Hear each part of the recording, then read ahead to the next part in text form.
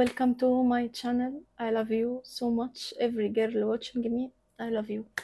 والبنات اللي بتكتب كومنتات سلبية من ساعة ما بدأت السيريز بتاعة تحليل الشخصيات، آه مش بحبكم، مش هرد عليكم. لو حابين ان انا اكمل في ان احنا نفسر شخصيات، نحلل شخصيات، في شخصية معينة عايزين نتكلم فيها من بعد شخصية هيام، والنهاردة هنتكلم عن خديجة، سيبيلي كومنت وانا اكيد هاخده بعين الاعتبار. اول حاجه، الاخطاء اللي خلت خديجه ابراهيم يخونها، بعيدا عن ان مفيش حد مسؤول عن خيانه شخص تاني وانا معترفه بده. كل شخص بيخون شخص مش بسبب ان الشخص التاني هو اللي خلاه يخون، لا، هي بتبقى في حاجه في شخصيه الشخص خلته يخون، ولكن في جزء متحمل المسؤوليه، في جزء بيتحمل المسؤوليه، وهو الجزء ده سواء بقى على الست او على الراجل. هنتكلم عن الجزء اللي يخص الست. مبدئيا احداث المسلسل سواء بقى كانت خياليه سواء بقى من وحي خيال المؤلف، احنا ملناش دعوه. احنا ناخد قصه هنعتبرها قصه ظريفه لطيفه بنطلع منها حاجات تناسبنا نطبقها على ارض الواقع. فاللي هيكتبوا لي في الكومنتات زي الفيديو اللي قبل ده القصه مش كده وهيام كانت ظالمه، انا مالي بكل ده. انا مجرد بس خدت القصه الشكليه اللي هي اتعملت مسلسل، ماليش دعوه بقى باحداث التاريخيه حقيقيه ولا لا. حضرتك هنا مش في فيديو تاريخي، ده فيديو تحليل شخصيات اتعرضت، تحليل قصة، فنستفيد من الكلام اللي بيتقال وبلاش نكتب كلام أكبر مننا. وطبعا الكلام ده للبنات، مش اللي هم متابعيني حبايبي، لا، للبنات اللي بتدخل تعلق لغيرها تعليقات رخمة. بس أنا واثقة إن انتي اللي بتتابعيني مش رخمة، فخلينا نبدأ على طول. أول حاجة خديجة وقعت فيها، أول مشكلة خلتها تخسر إبراهيم، وهي الطبقية. كتير قوي من الستات بتقع في المشكلة دي لو هي أعلى من الراجل أو هي أقل من الراجل. خديجة دايما كانت بتحسس إبراهيم إن هي من العائلة الملكية، إن هي أعلى منه، إن هو لازم يترقى ويوصل لده، إن هو لازم يحمد ربنا إن هي معاه. بجانب ده كانت بتعمل شيء تاني معاكس هقولها لكم في نقطة رقم 2، ولكن كانت هي دايما بتحسسه إن هو أنت محتاج، أنا ملكة، أنا برنسس، وأنت محتاج تحترمني احترام ملكي، ما ينفعش تتكلم معايا بطريقه ما تعجبنيش. كتير قوي من الستات بتتعامل بطبقيه لو هي اغنى من الراجل، وبتحسسه دايما ان هو اقل منها. واكتر حاجه تجرح الراجل في كيانه وفي كبريائه في رجولته ان هو يحس ان الست اعلى منه، وان هي توصل له ده، ان هي الست توصل له ان هي اعلى منه. بتجرح قوي كبرياء الراجل. عشان كده مثلا تلاقي راجل يخون واحده مع واحده اقل منها، تلاقيه خان الست مع واحدة أقل منها، أقل منها شكليا، أقل منها اجتماعيا. ليه بيحصل النوع ده من الخيانة؟ لأن هو بيحس إن الست اللي معاه شايفة نفسها عليه، فهو نفسه يبقى هو في جانب في علاقة هو فيها أعلى، عايز يعوض الجزء اللي الست مش محسسهوله، جزء إن أنا فوق. لأن طبيعة طاقته الذكورية بتخليه يحس إن هو لازم يبقى أعلى من الست. فالست الذكية حتى لو هي أعلى من الراجل اجتماعيا ماديا، ما تحسسوش إن هي أعلى منه. بلاش الكلام ده، انا بنت مين، انا عيلتي ما اعرفش مين، هو انت طول تتجوزني، هو انت طول ما اعرفش ايه. بلاش الطريقه دي. احنا كستات عارفين بعض وعارفين ان احنا اوقات لما بنتخانق مع جوازتنا، بنتخانق مع كده، بنعمل الكلام ده، بنقول الكلام ده علشان نعلي من قيمه نفسنا. مش محتاجه تعلي من قيمه نفسك، انت عاليه من غير ما تقولي انا عاليه، انت عاليه من غير ما توضحي له. هو شايف وهو اختارك بناء على ده، فهو عارفك كويس انت ايه. عامليه بالحسنى وبس. على النقيض، لو هو اعلى منك وانتي تقلي من مستواكي، ما تبقيش على نفس المستوى. انا دايما بقول، كنت قايله في فيديو على التيك توك لو انتي متابعاني، كنت بقول ان الست لما تبقى مع راجل اعلى منها ماديا بيبقى افضل لها، لان هي بتعرف بذكائها وطاقتها الانثويه وبذكاء الست بتعرف توصل لمستواه. هنقول مش معظم الستات كده، ولكن معظم الستات الواعيه بتعرف توصل لنفس المستوى، بتعلي نفسها شكليا، بتعلي نفسها دراسيا، بتوصل لنفس المقام بتاعه. فلما يكون الراجل اعلى منك، دايما انت حاولي تعلي من تعليمك، تعلي من فكرك، تعلي من شكلك، تستغلي الحاجات اللي عنده المادية في ان انت تستغليها لنفسك عشان توصلي لنفس المستوى.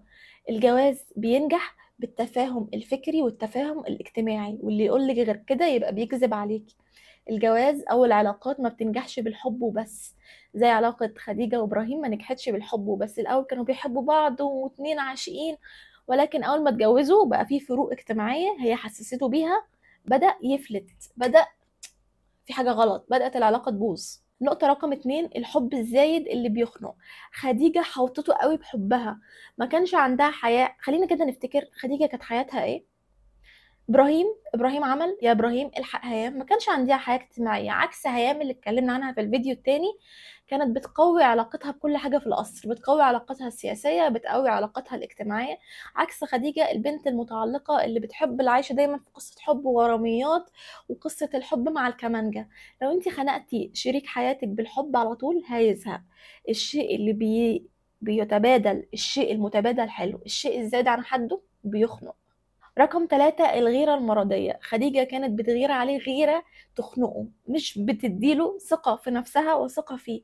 لو هي واثقة في نفسها ان هي برنسس، واثقة في نفسها ان حاجة كبيرة، هل هتفضل غيرانة عليه؟ بالعكس، المفروض هي اللي تخليه هو اللي يغير عليها. ولكن هي عملت هي دوره، كانت هي في الطاقة بتاعته، في الطاقة الذكورية، طاقة الخيانة والتملك والحب الزايد.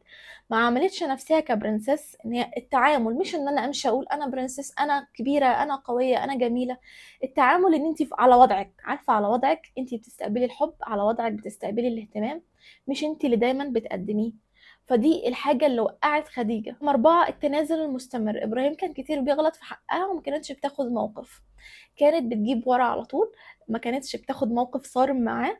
فدايما الحاجة دي كانت بتعملها، فما خلاهاش عندها كرامة، ما بقاش خايف منها، ما عندهاش الكبرياء بتاع الأنثى، فبقى عادي ان هو يخونها ويبص على غيرها. ما هي خديجة بتحبه وخانقاه، عادي لو بصيت على حد تاني، ما هي بتتنازل وبتعديلي. هنتخانق شويه وتصوت لي شويه وابراهيم وتعمل الشويتين دول، وبعدين هترجع لي عشان ما تعرفش تعيش من غيري. خديجه نسيت هويتها ونسيت مكانتها وضاعت في حب ابراهيم. ما بقيناش عارفين خديجه بتعمل ايه بالظبط. خديجه بتعمل مشاكل عشان خاطر ابراهيم، خديجه بتتخانق مع ابراهيم، ملهاش هويه واضحه، ما بنتش لنفسها العالم بتاعها جوه حياتها. ستات كتيره قوي بتقع في الموضوع ده، تشوفيها من بعد الجواز ملهاش عالم، بقت مجرد ست بيت، زوجة وفقط، ما عندهاش أي حياة خاصة بيها، ما عندهاش البيزنس بتاعها، ما عندهاش دراسة بتكملها، ما عندهاش أي هواية. خلاص هي ضاعت جوه حياة جوزها، كل همها شغل جوزها، حياة جوزها، مستنية تعمل له أكل. ده مش عيب وده ما يقلش منك كست في شيء، ده دورك واعمليه. ولكن يعني لو خلقتي لنفسك حاجة كده صغيرة شغلتي بيها، دخلتي في العالم بتاعك، صدقيني الطاقة بتاعتك هتعلى، الطاقة الأنثوية، والراجل هيطلع للطاقة دي، هتبقى انتوا الاتنين متوازيين، هو مشغول بحاجة وانتي مشغولة بحاجة، هيبقى ليكم انتوا الاتنين عالم تتجمعوا فيه مع بعض. فمهم قوي ان انتي ما تنسيش نفسك مع الراجل. رقم 6، خديجة كانت بتكتم كتير بكم المشاعر اللي عندها والطاقة اللذيذة بتاعت الحب الأوفر اللي عندها، كانت كتومة. كانت بتلاحظ على إبراهيم البرود، بتلاحظ عليه إن هو مش بيعملها زي الأول، كانت بتعامله نفس المعاملة، تسكت، تصمت، تكتم جواها، يبان عليها الزعل وما تقولش ان هي زعلانه. ما كانتش بتواجهه اول باول بمشاعرها وتقول له ايه اللي مضايقها واهتم بيا او تتكلم بشكل مباشر. كتير ستات بتطلب الاهتمام من غير ما تطلبه. انا هبين ان انا مقموصه عشان هو يحس بيا، هبين ان انا زعلانه عشان يجي يكلمني. مش هيكلمك، خليكي واضحه. اي حد، مش هقول الراجل، اي حد بيحب الوضوح. خليكي واضحه في طلباتك علشان على الاقل لما الشخص يأثر تبقى انت اتكلمتي، مش لازم يشم على ظهر ايده عشان يعرف مالك. خليكي واضحه، انت مش بتشحتي الاهتمام. لكن لما يكون في شيء مضايقك، مش هتقولي انت مضايقني وعاملني. انا متضايقه، اتكلم عن نفسي، انا متضايقه، مش انت مقصر معايا وانت وتحمليه. لا، اتكلمي بمفهومك انت. انا مش سعيده في العلاقه، في حاجه في العلاقه معايا مقصره، لو سمحت احنا محتاجين نتكلم. وتتكلمي بشكل مباشر مع شريك حياتك، حاجة مضايقاكي اتكلمي فيها مرة واثنين وثلاثة واربعة، ما تزهقيش، علشان تبقي عملتي اللي عليكي. رقم 7، كانت خايفة تفقده، ودي اكتر حاجة كانت واصله له، ودي اللي كانت مخلياه مطمن ان هو يعمل كل حاجة علشان خديجة بتحبه وبتموت فيه. دايما موصله له ان هي هتموت عليه ويا حرام، انا خايفة اخسرك يا ابراهيم، انا خايفة، انا ممكن اموت نفسي عشانك، انا ممكن. كتير قوي لسه بيعملوا كده، ويحطوا ستوري في الكالونة في الايد وانا بموت وهموت من غيرك. احنا عارفين كويس وبنشوف الامثلة دي. ما توصلوش ان انت هتموتي من غيره، ما توصلوش ده. هيشوف ان هو متحكم فيكي، وهيشوف ان هو ملكك، وهيشوف ان انت عادي تبقي موجوده، وعادي لو بص عليكي هتسامحني ودي بتموت فيا مستحيل تسيبني. ما توصلوش ده، مش لازم تعبري عن الشيء ده. بصي لو انت حاسه بالشيء ده جواكي ما تعبريش عنه، عبري على عكس مشاعرك. ده سر انا هقوله لك، سر من اسرار يسر، دي للمتابعين اللي بيكملوا الفيديوهات للاخر. دايما وصلي عكس مشاعرك. بتحبي قوي، بيني له ان انت بتحبي نص نص. خايفه ان هو يسيبك، ما تبينيش، خلي السر ده ما بينك وما بيني. كلنا بنخاف ان هم يسيبونا. ما تقولولوش، روحي قولي لصاحبتك، قولي لماما، قولي لاختك، لكن ما تقولولوش. ما تحسسوش بده، حسسيه ان انت البت القويه اندبندنت وومن. عادي ولا يهمني، هتسيبني عادي، انا مش فارق معايا، حتى لو بالليل هتقعدي تعيطي عليه. ما تحسسوش. اي حد بتحسسيه كده هيتمرع عليكي وهيسيبك. طاقيا بقى، طاقيا لو انت مهتمه بعلم الطاقه زي علم الطاقه، هتحسي لما تدي طاقه كبيره للشخص اللي قدامك، طاقه خوف من الهجر، ان هو يسيبك، كل حاجه هتتهيأ ان هو يسيبك. قرآنيا بقى، انا عند حسن ظن عبدي فليظن عبدي ما يشاء. يعني ربنا قالك على حسب ما هتظني فيا، ولله المثل الاعلى هديلك. طاقيا على حسب ما انتي خايفه هيحصل لك، فعودي نفسك ما تخافيش. بني ادم هيمشي، بني ادم هيجي غيره، ربنا مش بيسيبنا كده. بني ادم هيمشي مش هيجي غيره، انا عايشه مع ربنا. حالتي، استقراري النفسي ما يهزهوش بني ادم، واشتغل على ده. لو عايزه فيديو عن الموضوع ده سيبيلي كومنت. فقوي نفسك ايمانيا وتقيا ان انتي الراجل ده مش هو الحياة كلها، هو جزء من الحياة. رقم 8، خديجة كانت دايما بتحاول تسيطر عليه وبتلغي كيانه كراجل. زي ما قلنا في النقطة الأولى، فكرة الطبقية، هي كمان كانت بتحاول تسيطر، مش مدياله وضعه. يعني الراجل دايما بيحب يحس ان هو فوق وانتي كده، لازم تحسسيه طاقته الذكورية كده، كيانه الذكوري كده. حتى لو انتوا الاتنين كده، اضحكي على عقله، اعتبريه عيل صغير، ودايما حسسيه ان هو فوق احتراما. كبريه، كبري بالراجل اللي معاكي. كل ما تكبريه وتنفخي فيه هيحبك اكتر، وهيشوفك ان انتي خلاص الست بتاعته، ان انتي دايما في وجوده كده ادب احترام. تكبريه في المواقف. خديجه كانت دايما بتصغره، دايما محسسه ان هو اقل ولازم يحترم نفسه وهو بيتعامل معاها عشان ما يطردش او رقبته تتقطع. فده ممكن في ستات كتيرة بتعمل ده على أرض الواقع. رقم 9، ما عليتش معاه. لما إبراهيم كان بيتطور وكان بيكبر في شغله، هي كمان ما كانتش كده. اكتفت بكونها برنسيس وخلاص، ما كانش ليها حياتها الخاصة زي ما قلت، وما كانتش بتسمعه، وما كانتش بتسنده ان هو يكبر اكتر. كان هو محتاج حد يكبره، يفهم طموحه. شفتي هيام لما كانت بتشوف طموح سليمان وبتتدخل فيه من غير ما تبين له ان هي بتتدخل؟ خديجة بقى ما عملتش كده مع ابراهيم، ما بينتلوش ان هي مهتمة بكيانه ولا مهتمة بطموحه.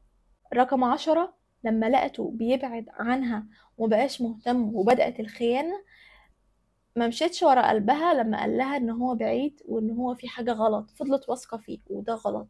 ما تثقيش مش في الراجل بس، ما تثقيش في حد 100%. حطي 2% خيانة، ما تثقيش في حد 100%. فده اتعلميه ان انتي ما تثقيش. رقم 11، كانت بتدي دايما من غير ما تستنى المقابل. ما كانش بيديها على قد ما هي بتدي، كانت دايما هي بتدي اكتر. تعودي دايما ان انتي في العطاء الراجل يعمل لك اكتر ما انتي تعملي له، علشان تحافظي دايما على كون ان هو يفضل يقدم لك. ان الراجل لما بيلاقي الست بتقدم اكتر في العلاقة، ما بيعملش اي حاجة، بياخد خطوتين لورا وبيسيبها هي تعمل كل حاجة، بيرمي العلاقة عليها. فاتعاملي بذكاء في الجزئية دي، خليه يقدم لك هو اكتر. ولو هو ما قدمش، اسحبي نفسك خطوتين لورا. اثناء ما انت بتسحبي نفسك خطوتين لورا، اهتمي بنفسك وبشكلك وبجمالك، وخليكي في الطاقة بتاعتك، علشان هو اللي يشدك من الطاقة دي مش العكس. كانت بتعمل حاجة رقم 12، خديجة كانت بتعمل حاجة طفولية جدا. ان هي لما كانت بتتكلم عن اللي مضايقاها، كانت بتتكلم في صورة انهيار وشكوى وصوت عالي وعياط، وان العالم بتاعها كله اتهد، العالم بتاعها كله اتهد. ما كانتش بتتكلم بطريقة واعية عن اللي مضايقها. فدي نقطة بتقع فيها ستات كتيرة جدا، انت مش مهتم بيا، انت مش بتكلمني. بلاش الطريقة دي، الطريقة دي بتجيب نتيجة عكسية تماما لما تكوني عايزة اللي قدامك يتغير. رقم 14، اتعلقت بالنسخة القديمة منه. كتير قوي بيحبوا فترة الخطوبة، وفترة الجواز بالنسبة لهم بتبقى كارثة. لما بتبقى الحياة طبيعية والحياة ما بينكم بقت روتين، بتتمني اللحظة القديمة اللي كنتوا فيها مخطوبين. ما طبيعي مع تقلبات الحياة، مع الانشغال، مع المسؤولية، الراجل اللي معاكي يتغير. فتعايشي مع التغير ده، وانتي امني لنفسك حياة مع التغير اللي هو عايشه. ما تبقيش بالدماغ اللي كانت النسخة القديمة اللي كانت في فترة الخطوبة، تماشي مع كل نسخة منه. لو نلاحظ في المسلسل خديجة ما كانتش متماشية معاه لما كان بقى خلاص بقى وزير وبقى حاجة كبيرة وبقى مشغولة عنها، ففضلت مرتبطة بإبراهيم اللي كان كل شوية بيعزف لها على الكمانجة. وأخيرا اطلعي من الفيديو ده، قولي لنفسك انا مش عايزه اكون خديجه، انا عايزه اكون شخصيه واعيه لنفسها وعارفه تحب وذكيه في حبها، مش عايزه اكون شخصيه ضعيفه ايا كانت المسميات الضعف خديجه او انت عايزه تبقي ايه. المهم تبقي نفسك وتبقي واعيه بنفسك وما تتعلقيش بحد، ارجوكي اتعلقي بنفسك وبس.